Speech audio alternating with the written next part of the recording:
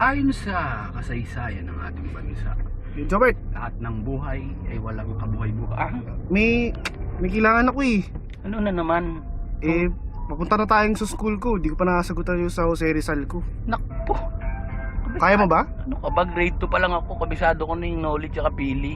Buti na lang pala sa'yo ako lumapit. Dali, anong tanong? Ilan sila magkakapatid dun? 7. Sino-sino yung 7? Si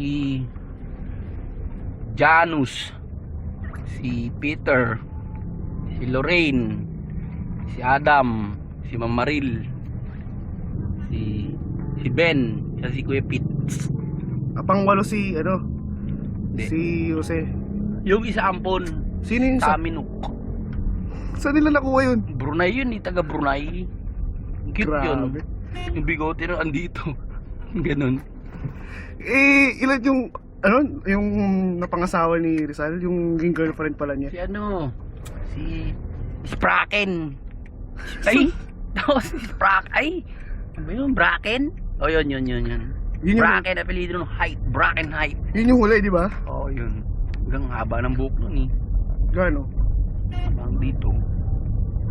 Grabe pala. Ano ba yung sinulat niya na 2 libro?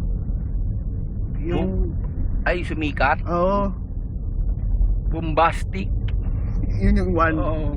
Yun yung 1. Yun yung 1. Yun na ng mga Kastila dahil hindi nila maintindihan yung sinasabi niya kasi yun eh, revolutionary yun eh. Yung 2, ano yung 2? Boom na bombastic. Dun ba yun? Yun 2. Pinalitan na lang yun ng mga sumunod na panahon naging Noli tsaka Pili. Pero ang original talaga ng Noli, bombastic.